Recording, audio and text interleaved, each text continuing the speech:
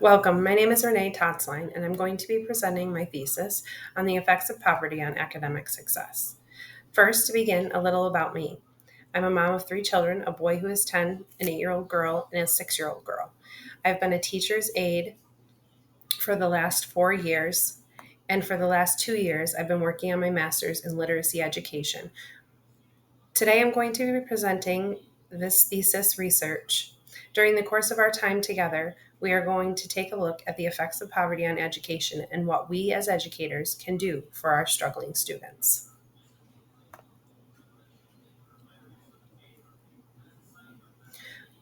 A quick overview of what we'll be engaging in today.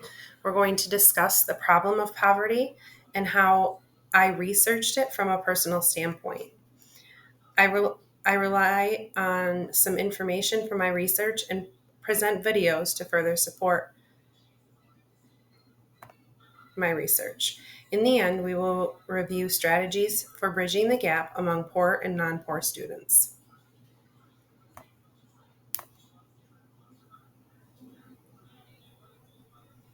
To begin, we start with the term poverty, which refers to the lack of income to meet basic needs such as food, clothing, and shelter. We also need to consider how poverty may affect a child, and that includes how a lack of these basic needs can affect their education. One thing addressed through the research is that poverty is a generational problem. The lack of education in a previous generation has a significant impact on the education of the current generation.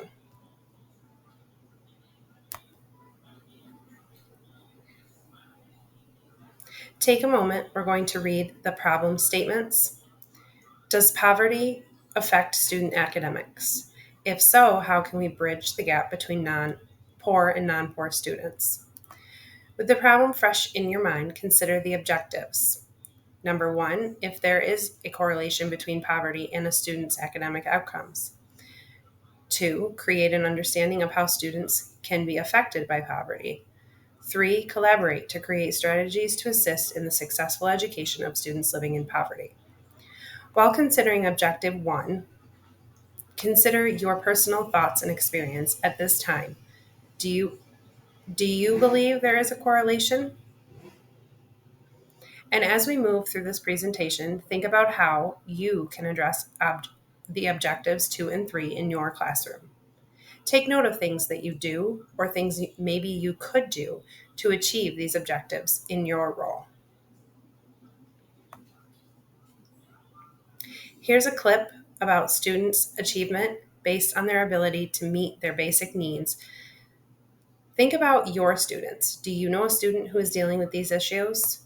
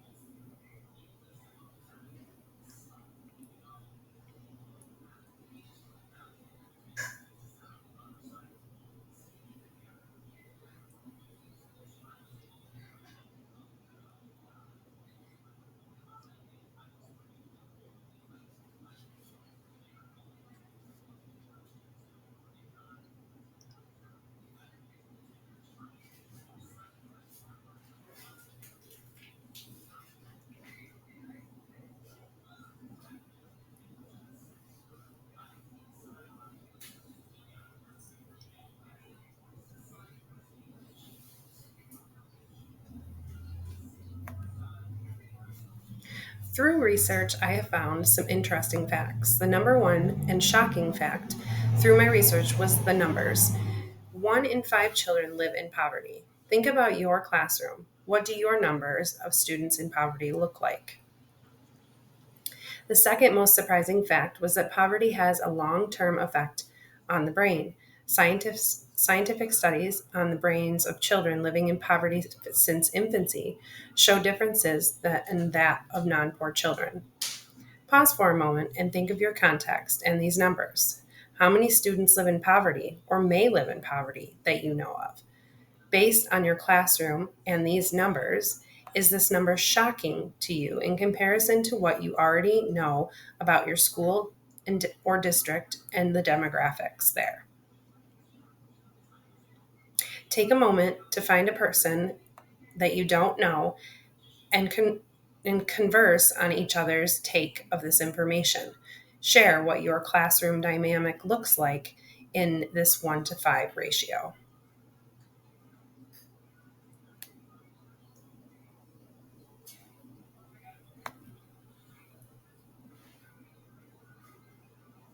This is a video on brain development and how it affects poverty from the standpoint of 3 siblings.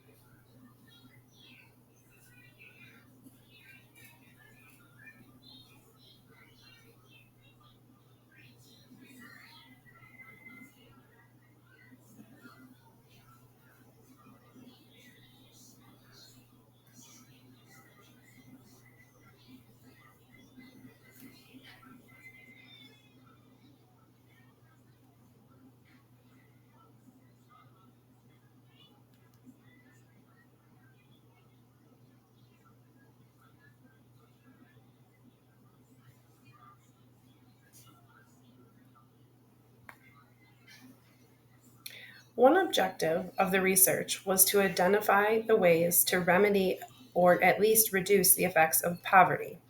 I personally like this model to reference. The use of this framework, Epstein, is well informed strategy for educators. This model encompasses all the pieces of a student's environment that have a direct correlation to their success. This model also pertains to students overall, not just those affected by poverty. When you look at this diagram, is there anything you may add to this framework that you feel relates to your experience?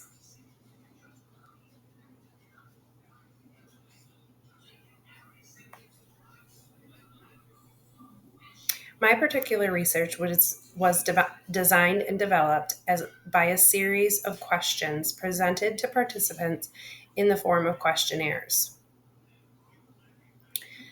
The participants were my colleagues from what I will call District 1. I did collect New York State public data also that relays the information on the other three districts. I compared my personal district to. My participants also gave suggestions on solutions that work for them or ones that could be useful. The very beginning of the research was the whole districts. These are the results for the four districts I compared. District 1 is my home district where I have connections and my participants are from. Districts 2 through 4 are the districts closest to District 1. It's clear through this graph that we are mostly dealing with at least half of the students in attendance at a particular school are experiencing poverty. Think about your district or building. How do or how might your numbers compare to those that you see on the screen?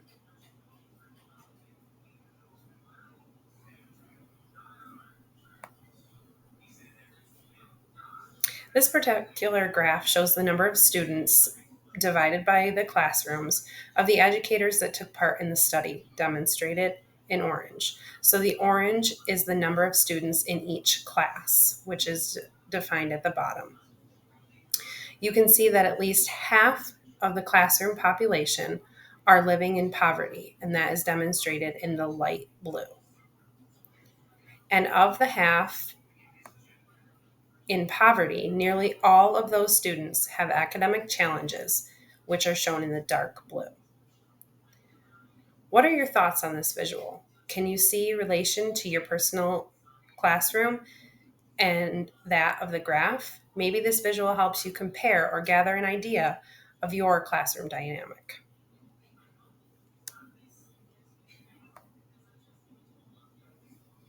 As with all research, there is fault. As I went through the research and data collection process, it was not all I had hoped. I planned to have many more participants, one from each grade level was the plan. And this did not happen. I also feel that in the conclusion of my research, I could have elected to interview other districts versus just collecting public online data. This perspective would have given more insight to the topic that with perhaps a more specific collection of data and results to compare.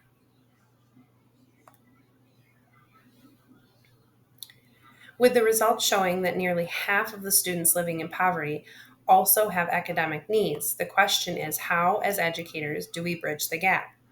Among building relationships, we need to consider how providing support and connections can be of value to the students and their families. We need to further educate ourselves to create the opportunities for our students to grow and achieve.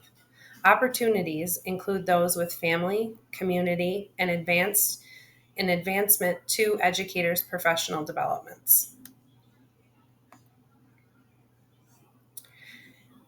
Through my research, there were suggestions recommended by the participants. Some of these suggestions are already in place, and the participants made note that they find value in them. Others suggested improvements to some already provided services, as well as potential opportunities for new programs. Along with this list, District 1 confirmed they received Title I, Title II, Title IV, Title V, and IDEA, as the federal government allows for schools with a certain poverty population.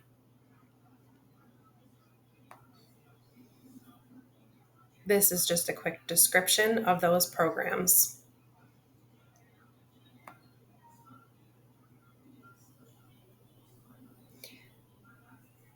I'd like to work into the conclusion with this TED Talk that discusses the achievement gap and the effects of that on students.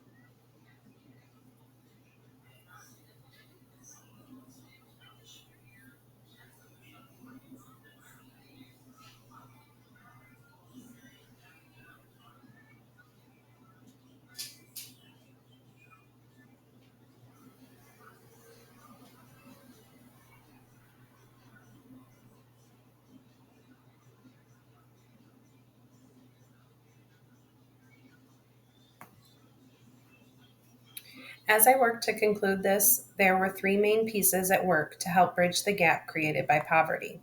One, we can ultimately determine that poverty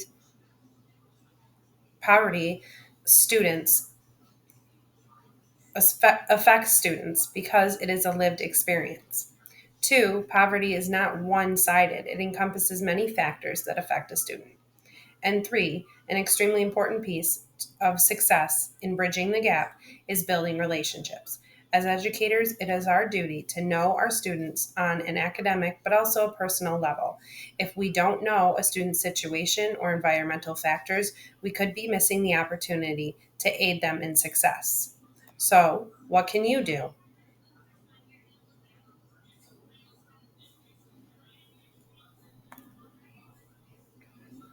Thank you for being here and thank you for considering your students. If you have any questions, please send me an email at the provided address. I have also included the link to my complete thesis paper.